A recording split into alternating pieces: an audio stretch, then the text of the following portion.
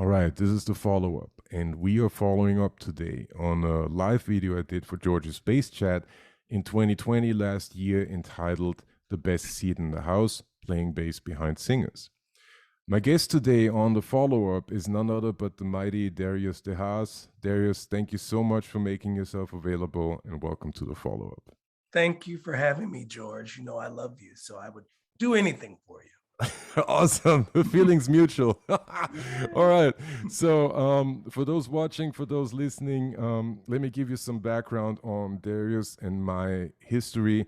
Darius de Haas himself, a great singer, great actor in New York City. We have worked together over the past 15 years, probably, if not longer. Got to meet each other through our mutual friend, Mike Harvey. Yes. And Darius is, from my experience, from my point of view, one of the best singers that I've ever worked with. So I thought it would be really interesting to hear his perspective on what does it feel like, what happens, what does he notice as a singer when playing with bass players. So in other words, let's turn the whole topic around. The best seat in the house, singing in front of a good bass player. So, and then on top of that, Darius and I do share somewhat similar history, since his parents were very actively involved in the Chicago jazz scene. His father being a bass player and his mother being part of Andy Bay and the Bass Sisters. So, Darius, what comes to mind when you think about singing in front of a bass player, singing, accompaniment? What are the first things? What do you listen to? What is it that you notice? Well, I listen for this very great sense of being anchored. I think bass players, for me, have this ability, like the really great bass players, and I measure them fairly unfairly against my father, because my father, I feel, was the quintessential sideman, Right. and has played behind some of the greatest musicians ever known. Your father So, being, give us the name of your father. oh, I'm so sorry. So my father's name is Eddie de Haas. Some people know him as Ed de Haas. Some people know him as Right. Edgar de Haas. Right. And he was born in Indonesia and went to Holland when he was 15 years old. And he started on the ukulele, and then graduated to the bass. And I think it was by happenstance, because a band that he was playing with was they needed a bass player, and they were trying to decide between two guys, and one guy said, well, I'll try it, but then the guy was saying, oh, my fingers, my fingers, my fingers, and he was complaining about his hands were just too messed up by having to Play the pick the bass. bass. And my father said, I'll do it, and he built up those calluses. Right. And he worked in bands with his best friend Rob Pronk, who was this wonderful arranger and band leader in Holland, and eventually made his way to working with people like Chet Baker and Miles Davis, and There you go. and he was Peter, Paul and Mary's bassist for a while. Right. He worked with Blossom Dearie, who was one of his best friends. I mean, so many great people, and he was very inspired by people, and was very good friends with Ray Brown. Right. And also was very inspired by Oscar Pettiford. Yeah. So he really was very entrenched in that world. And I think, I guess maybe by osmosis, growing up, I never really thought about that I would be singing standards or singing, jazz, because this is what my parents did. And Right. my sister and I were listening to Shaka Khan and Stevie Wonder and Funkadelic and Angela Of course. Bofill and everything. But then, of course, you listen to that, and you as you get older, it's like, well, all of them were influenced by the Right. previous generation. Right. And I would say, as I've gotten older and working with baseball, I sort of intrinsically listen for a sense of what I said in the beginning, of this sort of anchoring Right. and a sense of space. Right. Because even more so than with working with different pianists and drum, I love, actually, as we have engaged in certain concerts where I just have a duo Right. with the bassist, Yeah. because it's good for my ear. Right. I'm fascinated by the choices that will be made. Yeah. I'm fascinated by, particularly as a singer, how you work with space Yeah. and time, Yeah. and just being able to just let things sit. Right. And I tell you, it still is one of my favorite things to work on as a singer. And even with my father, I'm so glad that we had the opportunity to be able to work just as a duo, Right. for a couple of things. As has my sister. There's a wonderful video of my sister Oh yeah. rehearsing with my father at Birdland in Yeah. Yeah. New York, after we moved my parents back to the East Coast, Right. after living in Chicago for 40 plus years. And there was just something about listening to that time of Aisha singing "Squeeze, Treat Me Sweet and Gentle." Right. Oh, when you say goodnight, boom, boom, boom, boom, Talk about anchoring. Yeah. That's it's all boom. right there. Yeah, it's you. Even more so, I think, than any other thing, because even when I worked with the wonderful composer Deidre Murray, who, Right. her instrument is the cello. Right. But I love when they use the cello sort of as the bass, as the Right. time when we did this jazz opera called Running Man many years Okay. ago. And there were just certain things. It was just like, yeah. Yeah. Yeah. It's a good thing for my ear and my chops. I can attest to that because I do. Sorry to jump in, but I do remember like we did a bunch of concerts and programs together that you put together. We did the Billy Strayhorn thing, we did the Stevie Wonder thing, and then we over the years we've done several concerts, be it at Birdland or 54 Below, which for those not knowing are all local clubs here in New York. Kind of combine all of your influences, be it musical theater or be it jazz or be it funk of the 70s and all of that, right? Absolutely. So I remember, I forgot the place now, the one that was on Park Avenue. I think it was called Archie's Place.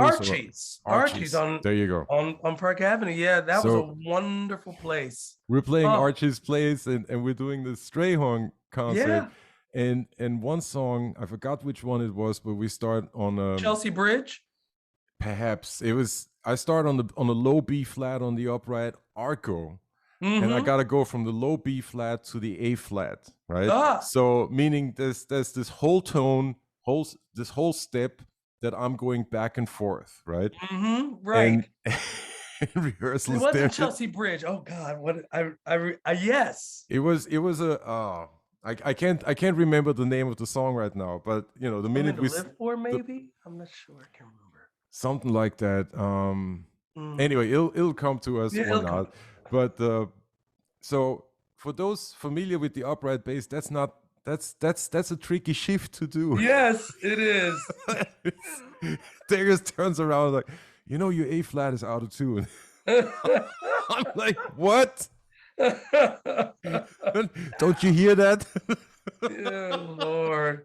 Which Yeah, was this, yeah, I and, remember you having to like switch in and between in the no, it was great. It was absolutely great, but it spoke exactly to what you're talking about, like the anchoring. It spoke mm-hmm, to the space that mm-hmm, these two notes on an upright bass played arco in the lower register. That would be the definition of space, so to mm-hmm, speak, because there is literally nothing else there, right? And right, yet, since those two notes are the I don't know whether in the chord, whether it's a B flat chord going to an A flat chord, or it might very well be a B flat chord and then the next chord is B flat with A flat in the bass, meaning it's right, right, still a right, B flat chord, right, right. just the bass note has moved. So I don't remember the intricacies of that. Yeah. Nevertheless, right there you have these tonics. Let's call them tonics, Mm-hmm.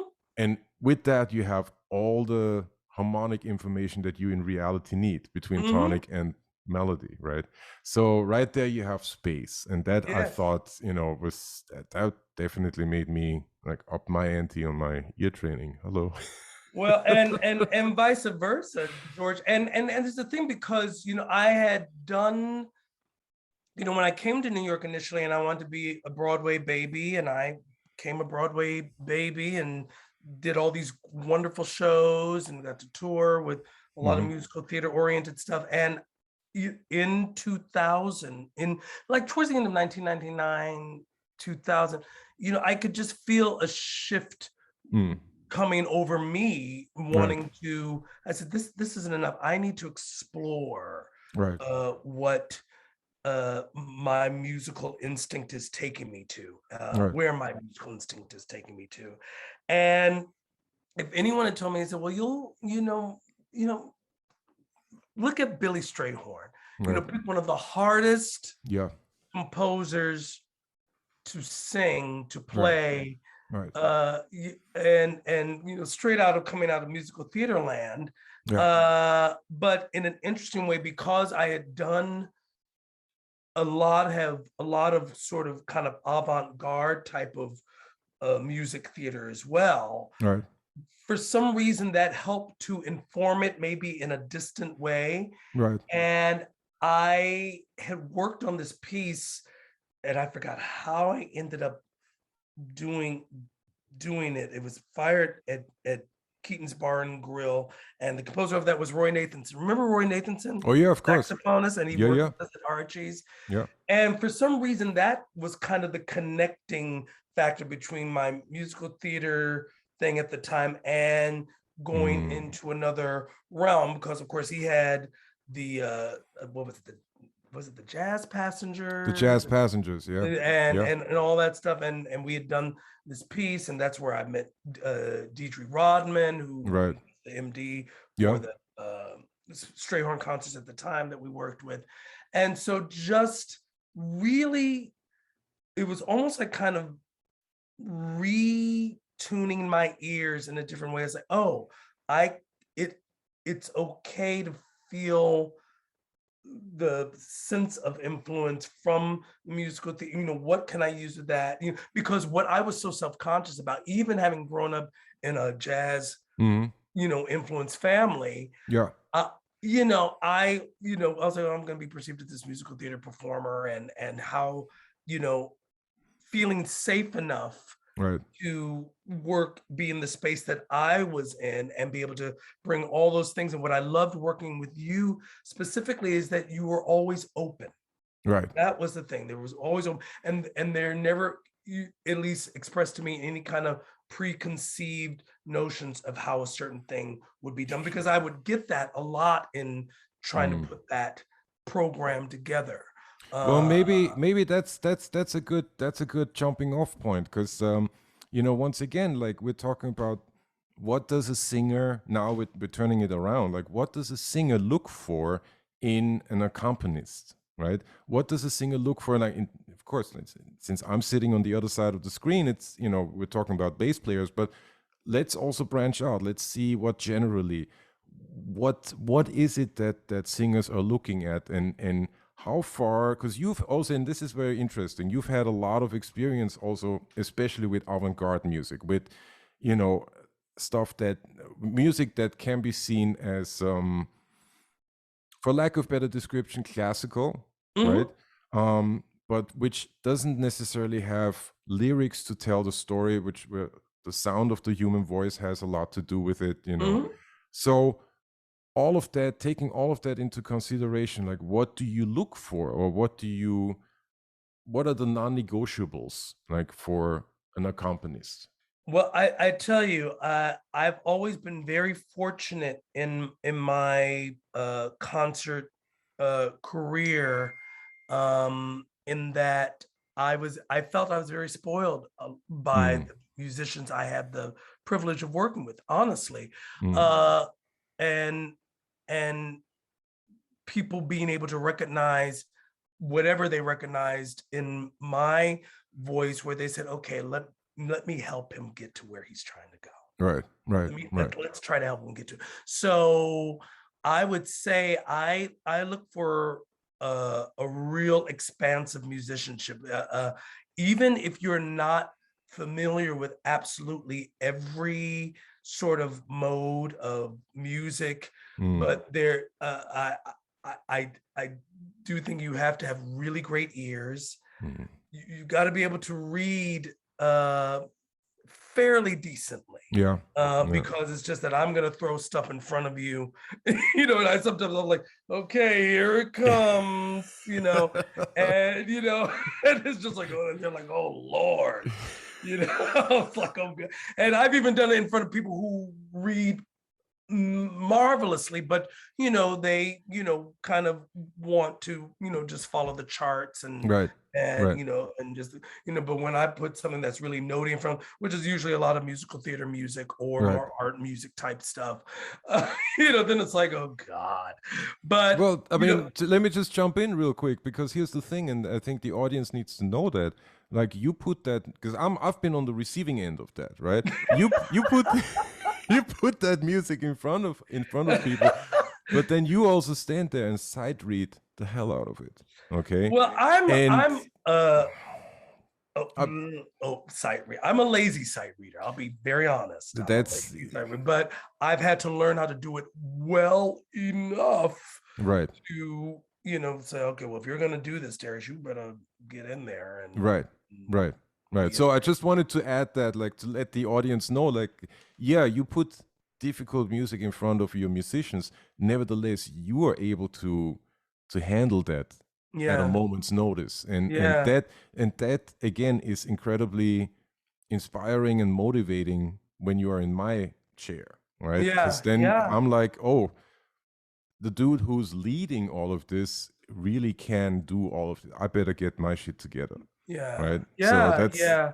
Well, just I've always had great respect for singers who really are able to, I would watch Betty Carter, mm, her trio, mm, and she really was so musically facile and right, so specific right, about what you and just the way she kept time and right.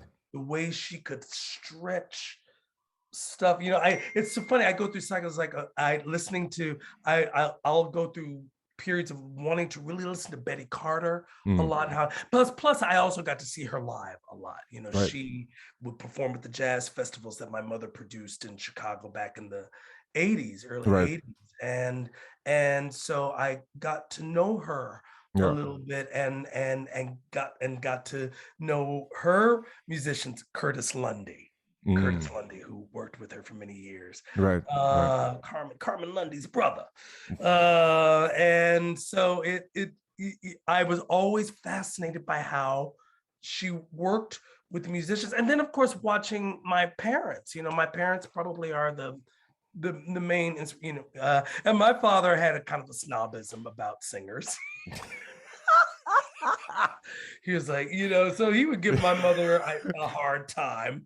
But he also had great respect for, sing, I mean, because he played behind some of the best. But I remember, but what kept him very facile, being able to play with a Blossom Dearie or Right. a Dorothy Donegan, um, or a Teddy Wilson, or it was just it was a lot of listening and being able to see how people shared the Mm, space, mm, mm. and so what I try to do in that is really be able to carry on that tradition of really giving musicians that sense of being able to be in the space and Right, really not just performing behind me, the singer, but really being able to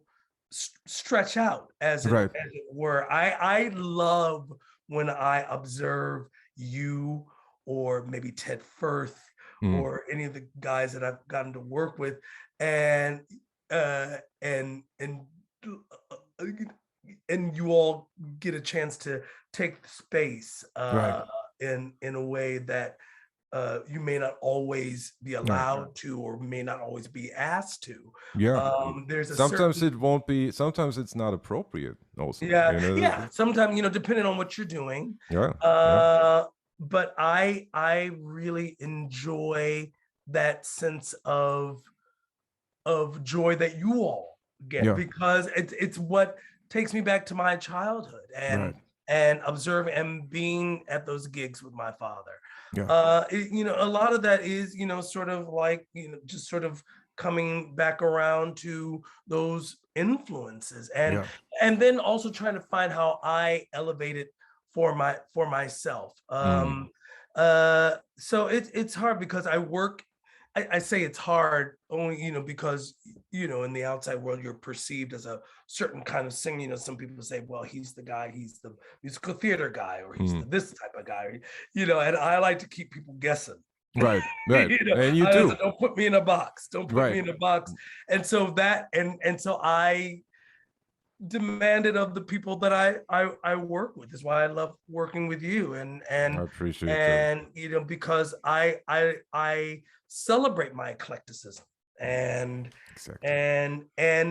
I celebrate people being well versed in different things. And even if people don't know, I've also had the great privilege of being able to work with musicians who, I would put something, I was like, oh, you're gonna do that, huh? Mm, Okay, I'm gonna put this in front of you.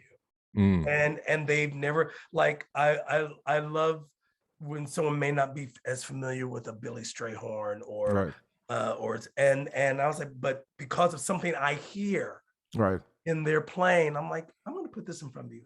And just to see them discover it and light up and be like, oh, Yeah.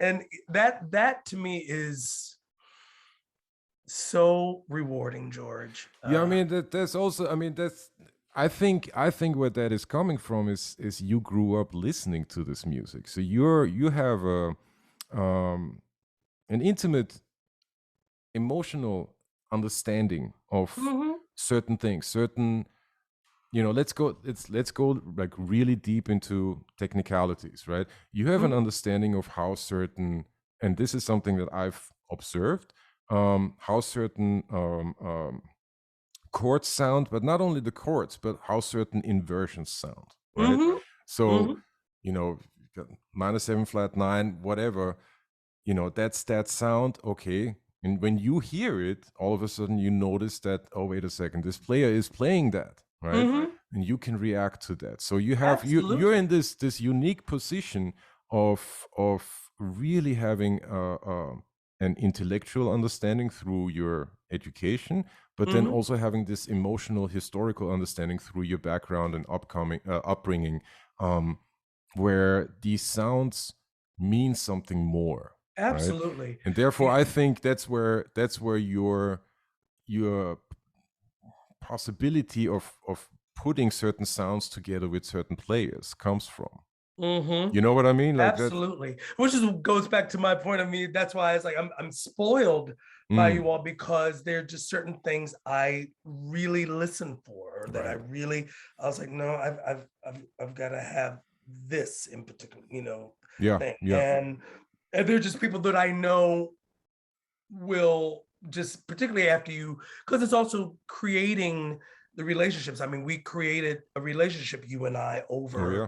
a number of years, and so it's nice to be able to go get into a certain mode and be like, okay, he, even if we haven't done this particular thing, we can go in and it doesn't have to be a lot of like, okay, well, what's happening Yeah, here? yeah, yeah, yeah. We just kind of go in for it.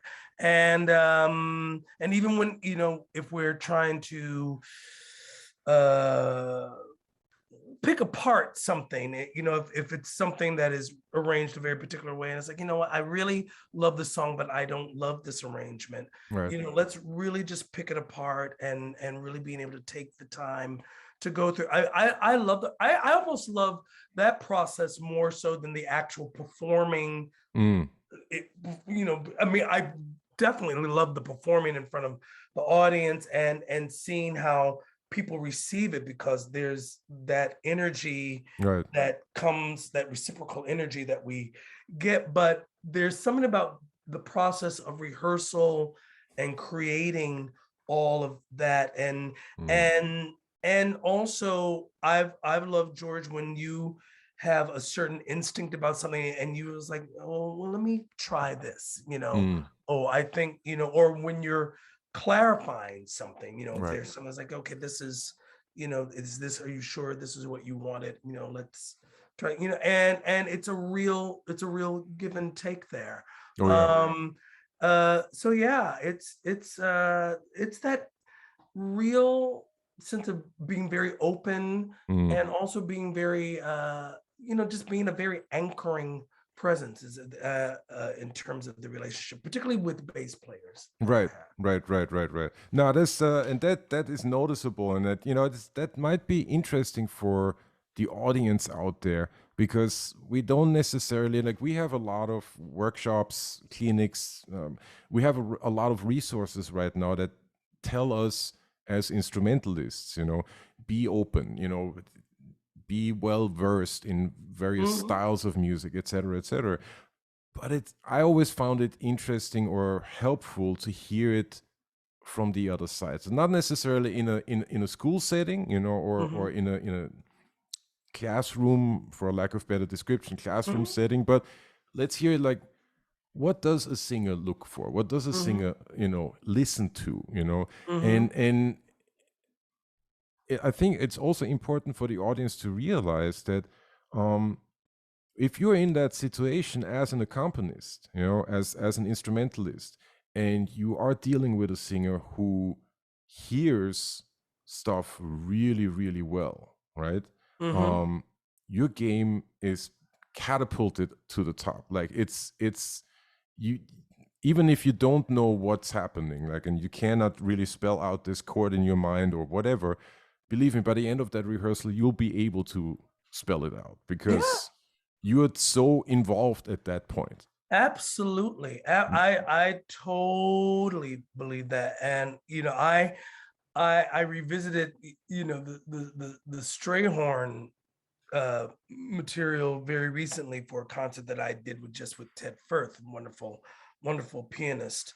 And there are just certain things that I wanted to change. right. Stuff changes over a 20-year period. And Yeah. and I was like, you know what, I feel this in a different way. And I was like, do we like it in that key? So let's take it in this key. Let's, just it's really, you know taking you back to your previous question of what do you look, it really is having to be well versed, but more, because I think technique and and the formal education of it is really has to serve in the broader sense of really being able to do whatever you want. Yeah.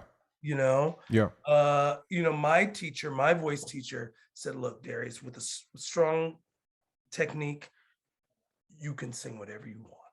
Right. Okay, I mean, he was very classically trained and wanted me to sing arias and all that stuff, and we worked on that stuff and everything. But I said, but I want to explore here and I want to explore there. And as I brought him stuff, I would see him kind of have the same reaction. It was like, Mm, oh, okay. So, how do we apply that Right. to this broader spectrum? And that's really what I look for. I mean, you have to have great skills, but really being open Yeah.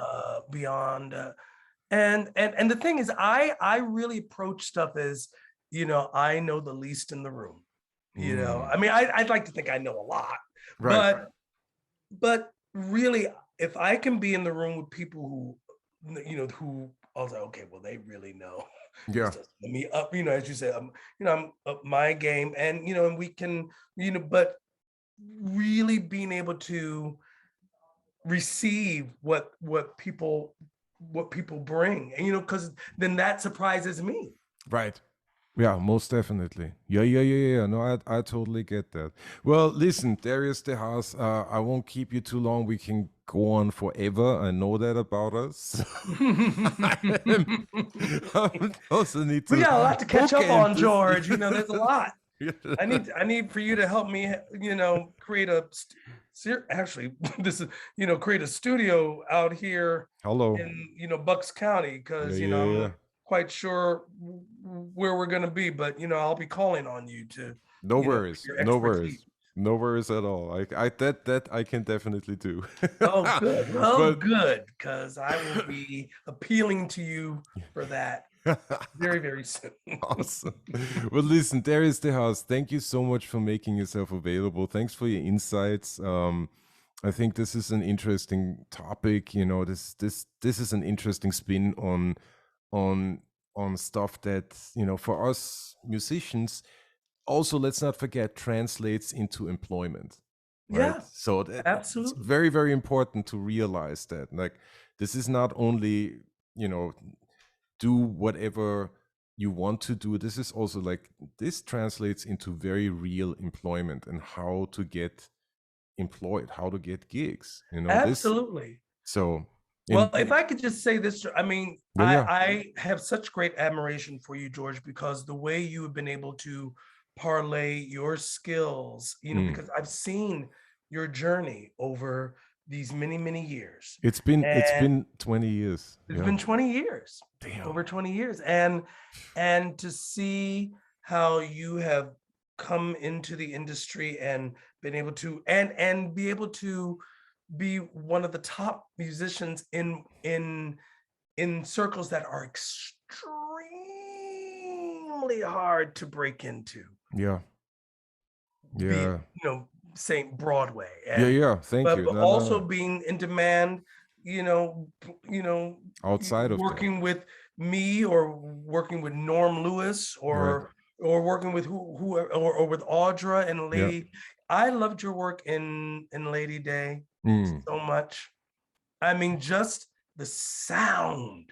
Yeah. Oh, the sound that you created with Sheldon. Oh my goodness. Thank you. No, that Shelton, was rather, Shelton Shelton. Spector. Yeah, yeah. Shelton. Shelton. I really was so uh, just from just a pure oral Perspective. Yeah. sensation perspective, and being able to really get that sound, that Mm. very specific sound created behind Billie Holiday. I was so thrilled for you, and then for you to be able to funk out, as well. It's just, that is, well, that's what we've been talking about, being open and being able to really zero in Yeah. on the specifics of a sound, and knowing how to cull from different things, Yeah. Yeah, no, um, this the audience should also know that and I've said this in several interviews before, this there was a time in my life where I was playing a lot of instrumental music, right? And playing predominantly a lot of jazz. mhm, And playing a lot of upright at that. And then I kind of switched because I wanted to play more vocal music, right? And at the mhm. time, that's when we met, which is now approximately 20 years ago, Yeah, yeah. So all that information that came through jazz, that also came from my upbringing, being the son of my father, and then working with you, being the son of your father and your whole family for that matter, because Andy Bay and the Bay Sisters, people check that out, because that's that is top level. So just check Yeah. that out. And I had the good fortune to play with Andy and play with your sister. So it's for me, it's all of that really kind of helped me tremendously zero in on okay, well, this is really where my forte is, where my heart is. It was incredibly important for me at the time. So I wanted the audience to know that at the time I was coming right out of a heavy spell of doing nothing but jazz, right? And nothing but instrumental music. And then, right at that time, I meet Darius, and we go off into this exploring Billy Strayhorn, which is still jazz, but now I have to play behind a singer, right? And now I have to adapt, and now I have to take all of the information, all of the skills, and move them into this realm of, okay, I'm supporting a singer. And that definitely changed how I approached the other gigs. Plus, then the other program we did was the Stevie Wonder, where it's like, okay, now we're gonna go here. Yeah, exactly. Darius had me like a whole evening of Stevie Wonder on fretless bass. Yes.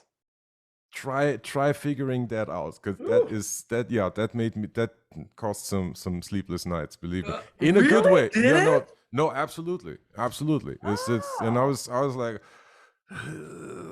okay. And with Stevie Wonder, sometimes he uses synth bass and it's layered, so there are several octaves happening at the same time. The fretless bass has a timbre that is somewhat close to that, but then you also have to be like really specific in order, because otherwise it'll sound just off very quickly, right? So learning that on fretless without moving up and down the fingerboard, and really being, and here's that word again, anchored in what is correct for the song, And then I had the nerve to really kind of mess with the arrangements. I mean, we were changing arrangements left and right. I one of my big things, particularly with the Stevie Wonder thing, was like, this isn't Stevie Wonder wedding band. We're not going to do the exact arrangements of Stevie Wonder, but I want the spirit of Stevie Wonder, because I think Stevie Wonder, as I think with every particularly every songwriter, singer-songwriter, has a very specific energy, and what I didn't want to fall into is a kind of a sort of more casual approach to Stevie Wonder. I mean, it still has to be infused with that energy. Yeah, it has to be, but I want it to be very specifically me. right, of course. What me living through, rather than me trying to imitate what Stevie does, but I want that energy. And so having to work through listening to that stuff, and I was like, wow, wow. We had I remember that one song of That Girl. Was it That Girl? We didn't do That Girl. We didn't. I know That Girl, but we didn't do That Girl. No, we did. Da, da, da, da. I'm singing the wrong thing. Lately? No, not lately. It's the. Oh, I can't believe I'm forgetting this now, but it is already Too High. That was it. Oh yeah, because we didn't even have an intro. We just had to start. Yeah, Too High is already hard in the original, all right? But here comes Darius. Not only revoiced it, but puts different meters on it. Yes, we sure did. That was awesome. It was so hard. Yeah, that was a hard arrangement. I will say that was, and everyone was mad at me. But it totally. And Ronell, they were like, really? I was like, yes. Yes, we're doing this now. And it's like, and we're not. You're not gonna. We're just gonna. Yeah, that was a hard arrangement, but it was hot. It was great. It was absolutely great. It was a thrill to play, and that's kind of the magic moment where things come together, where of course, on the one hand, you have education, you have all of that, right? On the other hand, you have the emotional impact that music leaves, and the music that that was made by great composers, and then you have like you put all of that together, and you have a new arrangement of it, and you're like, okay, I can really sink my teeth into this, right? And then someone like Darius stands out front and sings every note just like picture perfect. Well, And you're well, like, thank you. okay, well, I really have to, up my ante on this, because I cannot be, and I'm not saying this coming from a place of fear or anything, but more like a place of respect. I cannot be the weakest link in the chain. I no matter what happens, I need to hold my own. I need to shine, and I need to anchor whatever is called for in that situation. I need to be that person because I'm motivated to do it, right? I want to be that person. And at the same time, I'm getting so much information, and like my game is pushed up like nobody's business. So that was that was great.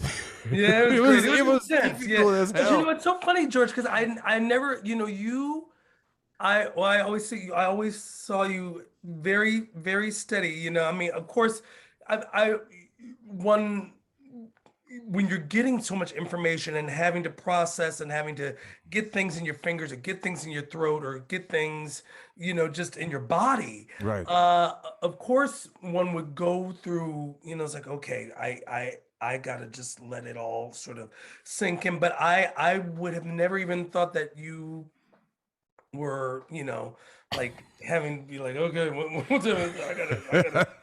like, because I always find you so steady, which is Right. why I would throw things at you. It's like, okay, let's just do this and let's Like, do okay, Darius. See, you spoil No, me. that was no, that's but I think that's part of the job. If you ask, it's and I'm not using like job in terms of, okay, I got a 9 to 5 type of situation. It's not a drag, but it's part of the job. It's part So of the job. you need to find that place. And I've talked about this in a number of other interviews, but you have to find that place where you you're being challenged, Mhm. right? You're being pushed to your limits, and still you have to keep calm, right? And this pushing to the limits may come in a variety of forms, right? Ain't too proud. I have to do choreography on stage. I've never danced. I've never done steps on stage before in my life. It's not something that I particularly enjoy, but I've performed my entire life, right? Mhm. So that I can do. So it's again, like this being pushed to the limit comes in a variety of forms, right? Yeah. And what I especially liked about your gig was that it comes in this form of musical information that just is very dense, very difficult, but if you can pull this off, you're gonna sound like this is gonna sound really interesting, and it's kind of, oh damn, this is a new thing, like this you haven't heard this before, right? Right. So I really appreciated that. I appreciated like the difficulty of it, but then also the soulfulness of it. It never seems as if it's difficult for just that reason. Right. No, no. You Always know, trying to get to a different, deeper thing, yeah, yeah, Yeah. yeah. Yeah. So all this to say, Darius de Haas, thank you so much for being here today. Thank you. I appreciate it. I know the audience appreciates it. And much love to the family, to all of Yes. them, and there are a lot of them. Yes, yes. Much love to you and Alexis and everyone. Thank you. This was a pleasure, and it's such a pleasure to talk with you and just know that I always have loved working with you and will continue to love working with you. And and this is great. I really enjoy being able to have a forum in which one can talk about these things, because Awesome. one doesn't. It's great. This Yeah, is yeah, great. yeah, yeah, yeah. Awesome. Well, listen, there is the house. Stay safe out there, and hopefully we'll see each other in the not too distant future. Absolutely. All right. Absolutely. Take care for now. Thank you.